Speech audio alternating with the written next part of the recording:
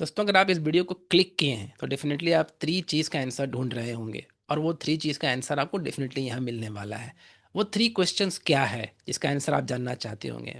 First thing, एक कम समय में कैसे पढ़ा जाए। सेकंड थिंग, पढ़े हुए चीज़ को कैसे याद रखा जाए। और थर्ड थिंग आप सोच रहे होंगे कि टफ क्वेश्चंस को यार एग्जाम के टाइम में याद कैसे किया जाए। ये तीन प्रॉब्लम जो है वो स्टूडेंट्स के माइंड में अक्सर घूमते रहता है अगर वो किसी एग्ज़ाम्स का प्रिपरेशन कर रहे हैं और वो चाहते हैं एग्ज़ाम में अच्छा स्कोर करना। तो दोस्तों, डेफिनेटली इस वीडियो में आपको हम इस थ्री क्वेश्चंस का आंसर देंगे और वो भी उसका जो आंसर्स होगा वो एकदम प्रैक्टिकल होगा। और वो एक्चुअली में वैदिक टेक्निक है जो कि एंशियंट टाइम में, प्राचीन काल में हमारे जो टीचर्स थे, हमारे जो अध्यापक थे और स्टूडेंट्स जो थे उसको अप्लाई किया करते थे। और इसी वजह से वो क्या करते थे कि मोटे मोटे बुक्स को आसानी से याद किया करते थे।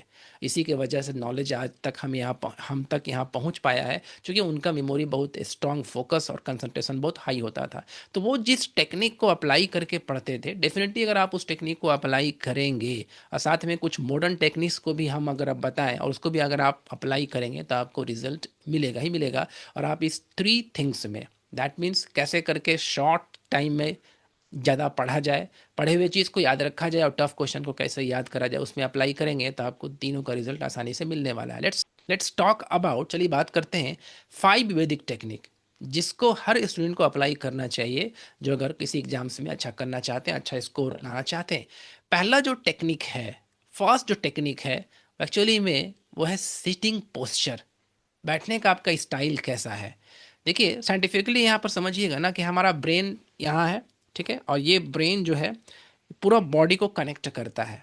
एक्चुअली कैसे कनेक्ट करता है? Through a spinal cord. और स्पाइनल कोड से ही क्या होता है, सारा जो इन्फॉर्मेशन है वो ब्रेन क्या करता है, हमारे बॉडी तक पहुंचाता है। और अल्टीमेटली क्या होता है कि ऑक्सीजन जो हमारे ब्रेन तक पहुंचता है वो भी क्या होता है, स्पाइनल कोड के थ्रू ही ब्रेन तक जाता है।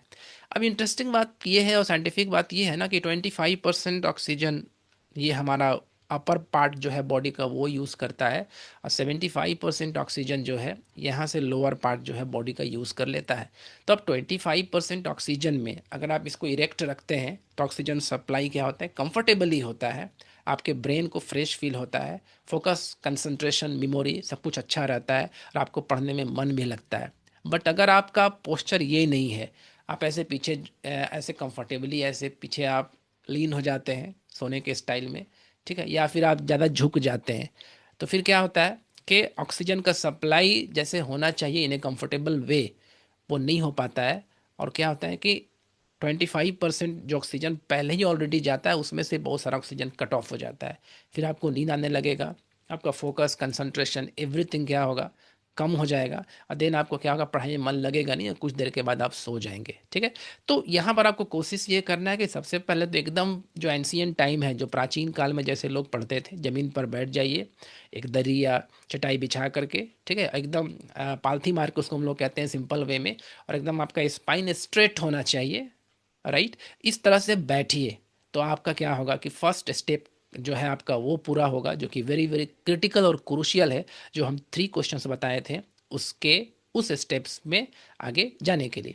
सेकंड स्टेप जो है वो है आपका, और सेकंड स्टेप जो वैदिक टेक्निक्स एक्चुअली वो क्या है कि आपका हैंड जेस्चर। जब आप पढ़ते हैं तो आपका हैंड का मूवमेंट होना चाहिए और साथ में आपको बोल बोल के पढ़ना है। आपका लिप्स का मूवमेंट होना चाहिए, साउंड इतना निकलना चाहिए कि आपको खुद से सुनाई दे। ऐसा करना क्यों ज़रूरी है? साइंटिफिकली ये प्रूवन है कि आपका जो ब्रेन है वो 5 सेंसेस से इंफॉर्मेशन कैच करता है और जितना ज़्यादा सेंसेस इन्वॉल्व होगा आप उस चीज़ को उतना ज़्यादा याद कर पाएंगे, राइट। इसको हम सिप कैफ़े में हम डिस्कस करते हैं। तो एक्चुअली में क्या है कि सारा आपको सेंसेस को इन्वॉल्व करना है। तो सारे सेंसेस को इन्वॉल्व करने का मीनिंग क्या है?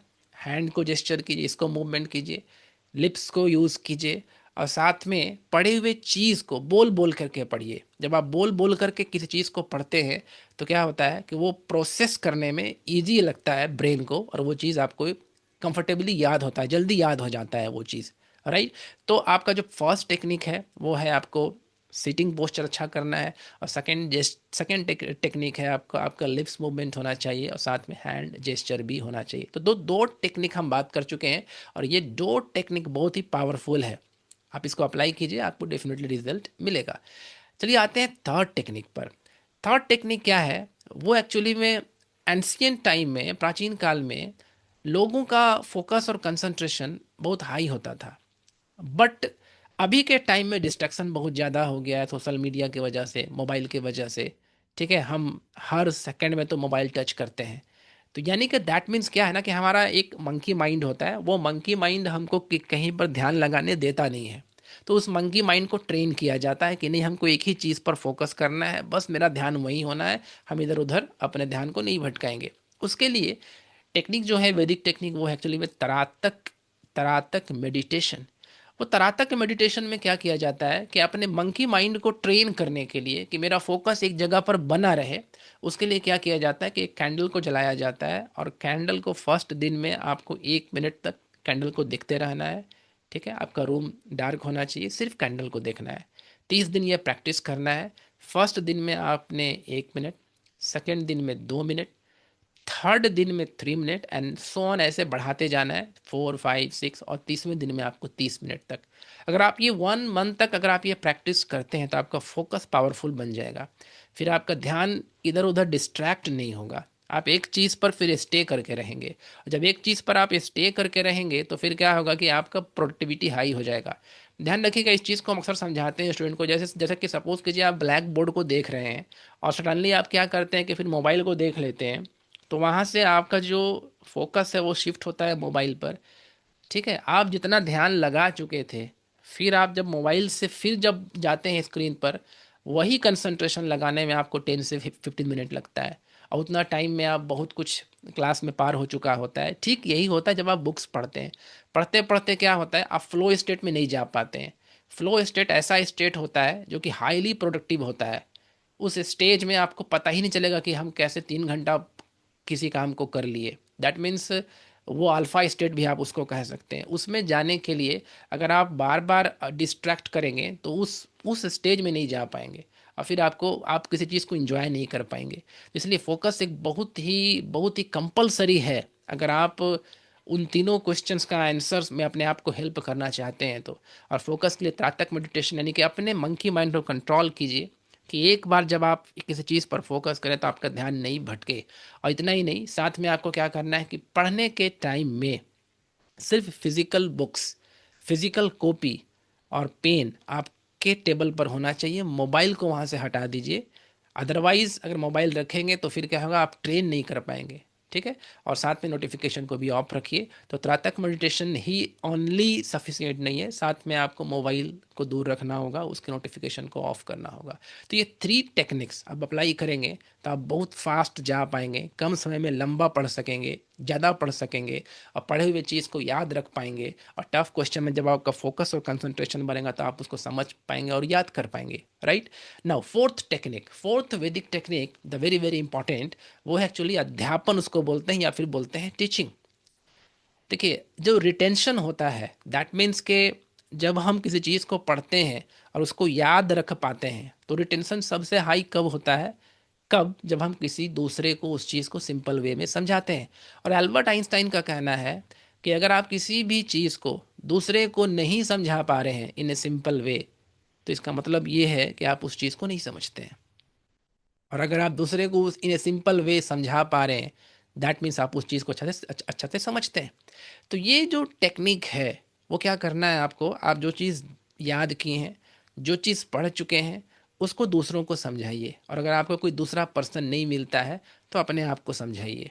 दैट मीन्स आप एज्यूम कीजिए कि हमको ये चीज़ कैसे ईजी हम अपने आप को समझा पाएँ कि हमको आसानी से समझ पाए। खुद ही टीचर बन जाइए, खुद ही स्टूडेंट बन जाइए। ठीक है, जब कोई चीज़ आप अपने आप से उसमें से क्वेश्चन निकालेंगे और पूछेंगे, तो फिर क्या होगा कि आपके अंदर में क्लैरिटी आएगा, और आपका जो कंप्रहेंसन है, जो अंडरस्टैंडिंग है, वो आपका अच्छा होगा। तो दूसरों के बजाय खुद को समझाइए। जितना आप सिंप्लीफाई कर सकते हैं उतना सिंप्लीफाई वे में खुद को बताइए। और ऐसा करने से क्या होगा कि आपका रिटेंशन, यानी कि आप लंबा समय तक उसको याद रख पाएंगे। तो ये एक बहुत ही इंपॉर्टेंट होता है। ठीक है, अगर दूसरों को नहीं समझा पाते हैं तो खुद को समझाइए, खुद को कन्विंस कीजिए कि आपको ये चीज़ आता है और आप इसको सिंपल वे में एक्सप्लेन कर सकते हैं। प्रैक्टिस कीजिए, कि पहले हम अपने आप पर प्रैक्टिस करते हैं, फिर जब हमको दूसरा जब कोई मिलेगा तो उसको भी हम समझा करके ये प्रैक्टिस करेंगे। Now next one, that is the fifth one which is very very crucial. और वो जो फिफ्थ टेक्निक है एक्चुअली में क्या है कि the power of subconscious mind. Power of subconscious mind actually में है क्या ना, कि आपको अपने अंदर में विश्वास रखना होगा कि आप उस चीज़ को कर सकते हैं। अगर आपके अंदर में ब्लाइंड फेथ नहीं है तो आप उस चीज़ को कभी अचीव नहीं कर पाएंगे। It's my guarantee. चाहे आप कितना भी हार्ड वर्क कर लें, आपको अपने अंदर में ब्लाइंड फेथ क्रिएट करना होगा। ब्लाइंड फेथ क्रिएट करने का सेंस मतलब क्या है कि डेफिनेटली हम एग्जाम में अच्छा करेंगे, डेफिनेटली हम किसी भी पढ़े हुए चीज़ को याद रख सकते हैं, हम हार्ड क्वेश्चंस को पढ़ सकते हैं, और जो चीज़ हम पढ़ते हैं बहुत कम समय में उससे बहुत अच्छे चीज़ को याद रख सकते हैं। ऐसा बिलीफ आपके अंदर में होना चाहिए। तब क्या होगा ना कि आपको जब ऐसा बिलीफ आ जाएगा तो आपका जो इनर स्ट्रेंथ है, जिसको हिडन पावर कहते हैं, एवरी ह्यूमंस के अंदर में एक हिडन पावर होता है। उस हिडन पावर को अगर आप यूज़ करेंगे तो आप बहुत फास्ट जा सकते हैं, अदरवाइज आपको बहुत हार्ड लेबर करना पड़ेगा। और हिडन पावर यही है कि आपको ब्लाइंड फेथ आपके अंदर में होना चाहिए। और अगर आप एक बुक है डॉक्टर जोसेफ मर्फी, उसमें देखेंगे कि एंशियंट टाइम में जो मेंटल हीलिंग होता था उसमें ब्लाइंड फेथ का कॉन्सेप्ट को यूज़ किया जाता था। अगर आपके अंदर में ये ब्लाइंड फेथ आ गया कि हम इस काम को कर सकते हैं blindly no matter how, then क्या होगा कि आप बहुत फास्ट जा पाएंगे। तो पहले ही लोगों के अंदर में क्या होता है कि निगेटिविटी आ जाता है कि ये हमसे नहीं होगा, तब फिर आप मेहनत भी करेंगे तो आपको नहीं मिलेगा। तो ब्लाइंड फेथ को क्रिएट करने के लिए क्या करना है? ब्लाइंड फेथ को क्रिएट करने के लिए आपको सुबह उठने के बाद और रात में सोने से पहले आपको इनपुट डालना है अपने कॉन्शियस माइंड के थ्रू, जिससे कि आपका सब कॉन्शियस माइंड प्रोग्राम हो जाएगा कि I am good reader, I can do best in examination, I can remember everything, I can read with a very fast speed।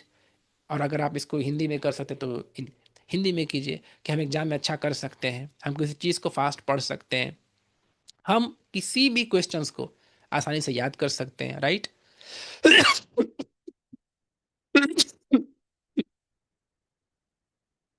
ये अगर आप फॉलो करेंगे डेफिनेटली क्या होगा कि आप एग्जाम में अच्छा कर पाएंगे। लेट मी रिपीट द 5 वैदिक टेक्निक्स, साथ में हम मॉडर्न को भी अप्लाई किए हैं।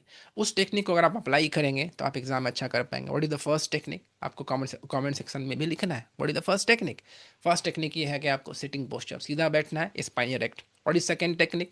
Lips movement, hand gesture. What is third technique? Tratak meditation, right. मोमबत्ती को देखिए 30 दिन तक। अच्छा, इवन अगर मोमबत्ती आपको नहीं मिल पाता है तो आप क्या करेंगे कि एक पॉइंट ले लीजिए और उस पॉइंट पर फोकस कीजिए, ठीक है। कहीं पर भी अपने दीवार में या कहीं पर भी आसपास में एक पॉइंट को ड्रॉ कर लीजिए ब्लैक ऐसे करके और उसको फोकस कीजिए, उससे भी आपका क्या होगा कि ये प्रैक्टिस आप कर सकते हैं ना। What is the fifth one? Fifth one is actually teaching to the others, और अध्यापन। खुद को पढ़ाइए, दूसरों को पढ़ाइए। और बात ध्यान रखिएगा, अगर आप दूसरों को नहीं समझा सकते in a simple way, that means आप उसको नहीं समझते हैं। ये मेरा वर्ड नहीं है, ये एक्चुअली अल्बर्ट आइंस्टाइन का वर्ड है। And the last one is what? Last one is actually the power of the subconscious mind. अपने सबकॉन्शियस माइंड को ये ब्लाइंड फेथ पैदा कर लीजिए अपने अंदर में कि ये चीज़ को हम कर सकते हैं। No power on earth can stop you to move forward, to move you success, to move you better result in your examination if you have a blind faith in your subconscious mind. Thank you very much. If you like this video, अगर आप इस video को पसंद करते हैं तो hit कीजिए, subscribe कीजिए, and thank you for watching. मिलते हैं नेक्स्ट वीडियो में इसी तरह से पावरफुल के टिप्स के साथ में, ताकि आपका एग्जाम्स अच्छा हो। और अगर आप मेमोरी टेक्निक्स को सीखना चाहते हैं, आप हाई स्पीड रीडिंग का और डीपली समझना चाहते हैं, तो नीचे कमेंट सेक्शन में मेरा लिंक होगा, आप हमसे पर्सनली कनेक्ट कर सकते हैं, ठीक। tafimsir.in/tafimsir.in में आप उसको क्लिक कीजिए, वहाँ से आप हमसे वन टू वन कनेक्ट हो सकते हैं। एंड आपको हम deeply with very powerful strategy आपको आपको एक्सप्लेन करेंगे कि how you can do in A more efficient and better way. Thank you very much.